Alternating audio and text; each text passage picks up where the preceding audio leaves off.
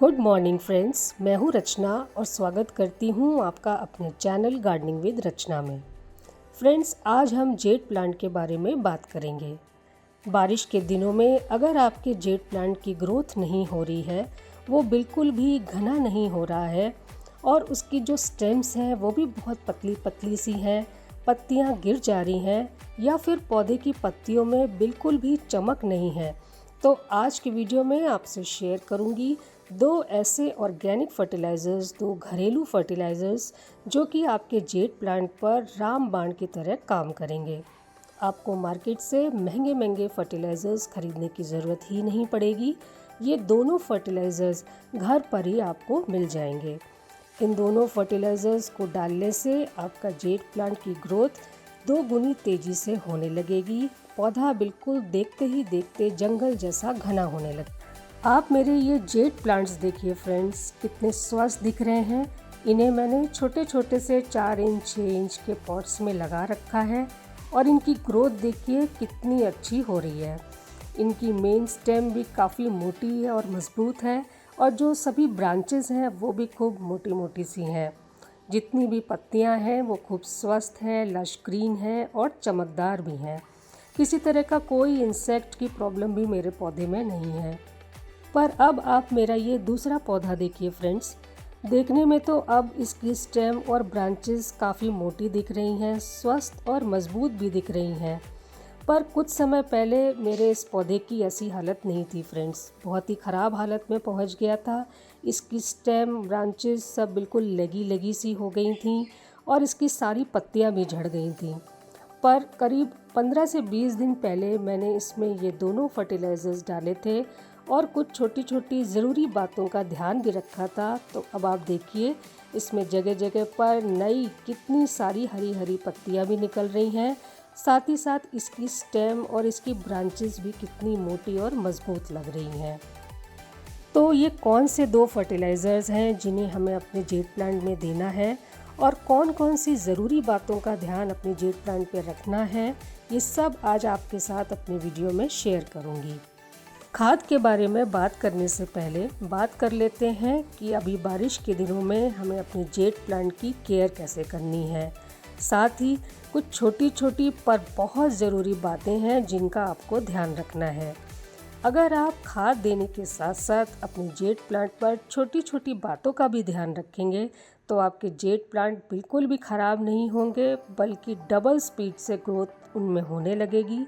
पत्ती गिरने की जो समस्या है वो भी ख़त्म हो जाएगी और जो स्टेम है, जो ब्रांचेस है, वो भी खूब मजबूत और मोटी मोटी हो जाएंगी। तो सबसे पहली ज़रूरी बात जिसका आपको ध्यान रखना है वो है कि आपको अपनी जेड प्लांट को प्रॉपर धूप में रखना है, खुले में रखना है। जेड प्लांट एक धूप वाला पौधा है फ्रेंड्स। अगर आपने इसे किसी शेडी एरिया में रख दिया जहाँ धूप नहीं आती हो तो ये श्योर है फ्रेंड्स कि ये पौधा बिल्कुल भी ग्रो नहीं करेगा। फिर चाहे आप कितनी भी खाद इसको दे दें, ये पौधा दिन ब दिन कमज़ोर होता जाएगा और धीरे धीरे ये अपनी सारी पत्तियां गिराने लगेगा। पर प्रॉब्लम क्या है कि अभी अगर हम अपने जेड प्लांट को ओपन में रखते हैं तो इन दिनों क्योंकि पानी बहुत ज़्यादा बरस रहा है तो पौधे में ओवर वाटरिंग होने का डर रहता है। और ओवर वाटरिंग दूसरा सबसे बड़ा कारण होता है जेड प्लांट की पत्तियों के गिरने का।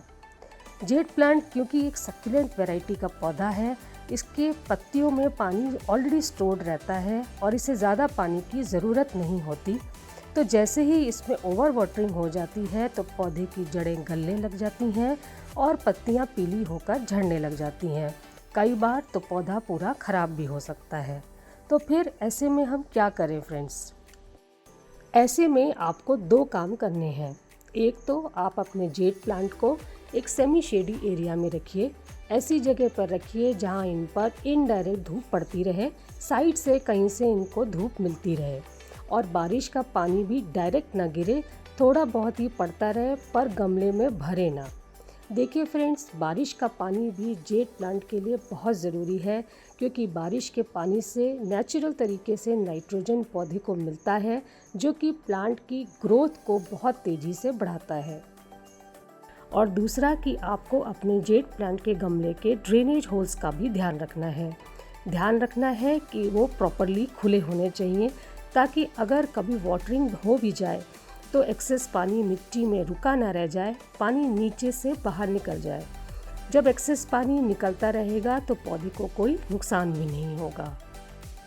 देखिए, जैसे हमारे यहाँ भी इस समय काफ़ी बारिश हो रही है, तो मैंने भी अपने सभी जेड प्लांट्स को थोड़ा सा शेड के नीचे शिफ्ट कर दिया है। इनको ऐसी जगह पर रख दिया है कि जब भी थोड़ी बहुत धूप निकलेगी तो इन्हें धूप भी मिलती रहेगी और थोड़ा बहुत बरसाती पानी भी इनकी तरफ आता रहेगा, प्लस ये ओवर वाटरिंग से भी बचे रहेंगे।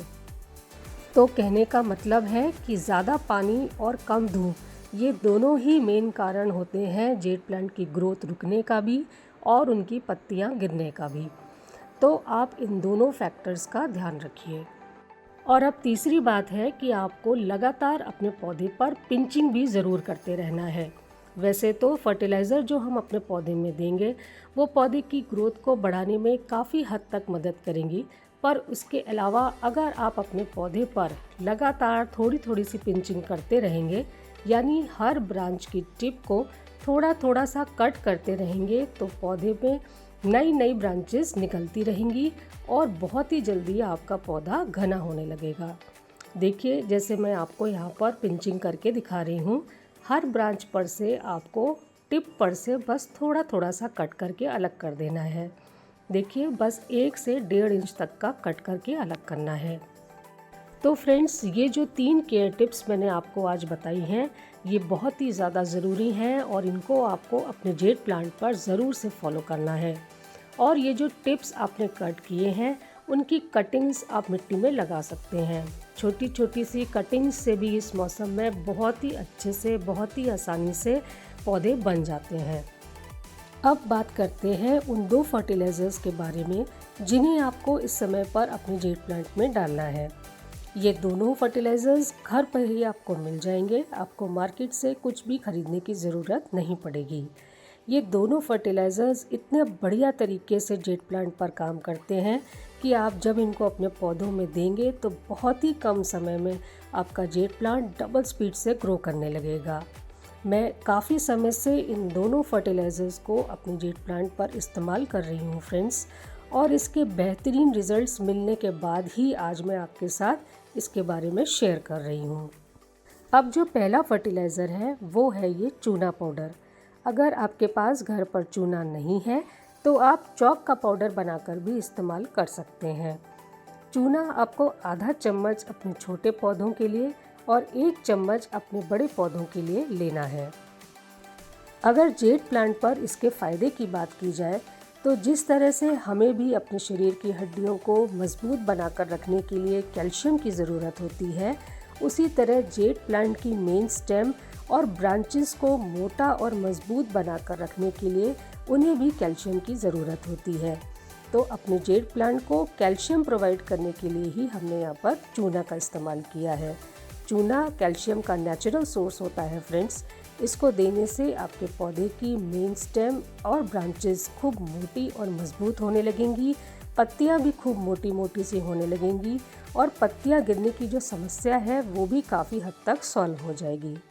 तो कह सकते हैं कि चूना जेड प्लांट को ओवरऑल तरीके से बहुत ही मजबूत बना देता है।